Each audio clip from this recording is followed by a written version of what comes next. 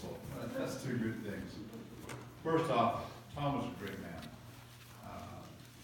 You know, here's a loving person who was always out there when we needed help, whenever we needed help.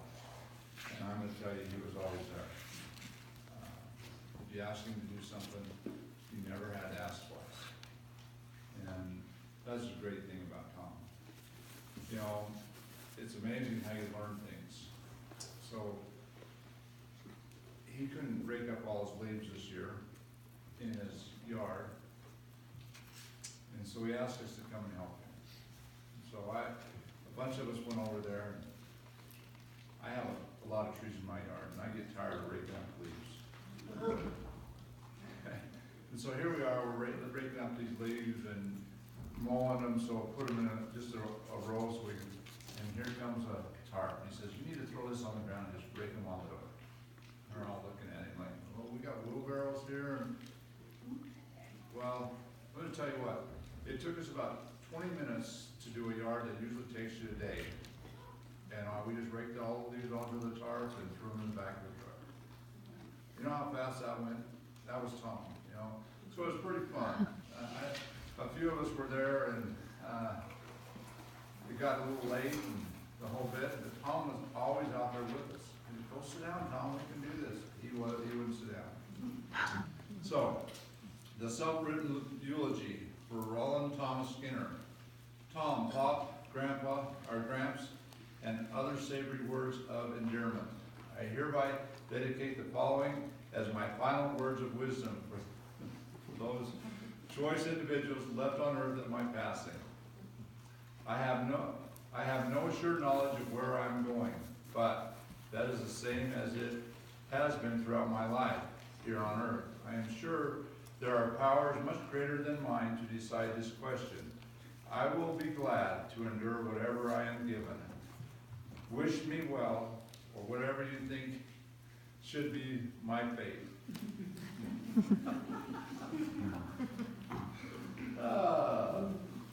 I will just continue to love you and continue to be my fun-loving needle in your backside to chide your actions and remind you of my attitude as I try to sway your opinions and beliefs. Now he did that in the city council, I think. I thank my Heavenly Father, my earthly Father, for the daily guidance He afforded me as I worked alongside Him for nearly every day. 5 to 5:30 each morning was chore time on the small ranch which was our home. Livestock of several kinds, milk cows, pigs, chickens, horses for work and transportation. My one brother was 7 years older than I, and had skipped a grade in school, so I was it, to help my father to run the ranch, which was about 400 acres along a small stream with a few tillable fields next to the stream.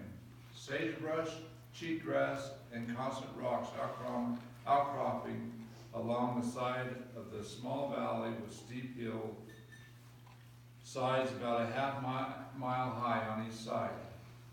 And I remember cheatgrass. I hate that stuff. Always in your socks. The end of each day was pretty much a repeat of the morning chores. All this was okay and good for me. I was never paid as a hired hand, but I was allowed a place with food, pasture, shelter for a few sheep. When I was a junior in high school, I sold my sheep because we were moving to 40-acre ranch about 10 miles away. A great growing and learning 10 years. I did not know how much I had learned until years later. Even today, I still think of how much that I learned from my father during those years. My final reward were a few guns, a sleeping bag, a pack saddle, 2 pack boxes, and a 12-year-old car, and enough money to put me through the first year of college, which was almost my last year of college. Also my last year of college. The downward curve of my grades proved I was out of my league, and then my classmates from high school who had made me look passable were no longer there to carry me.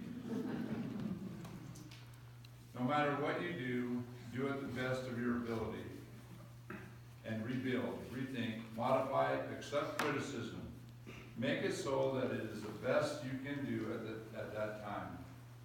Pride of your work should be for yourself, to encourage you to do even better. This pride should be your own personal guide, and not for thinking you are better or above the rest. And Tom built some apartments with his dad, right? And they're still standing. Absolutely. You know, so, he was able to do that also. Be stingy and frugal with yourself and generous to others. Good advice. Accumulate both wealth and knowledge and share them generously and in secret. I would ask for a simple roadside sign that marks my passing that says, "Good riddance," or "He got what he deserved."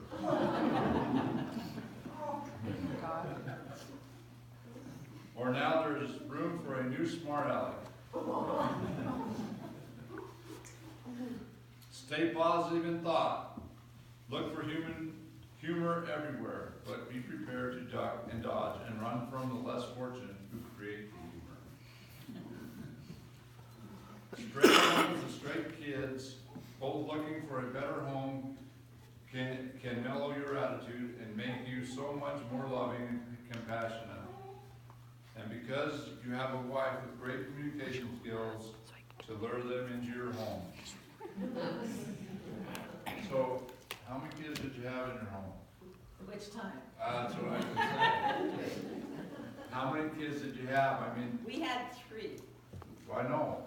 Then we had 2 added.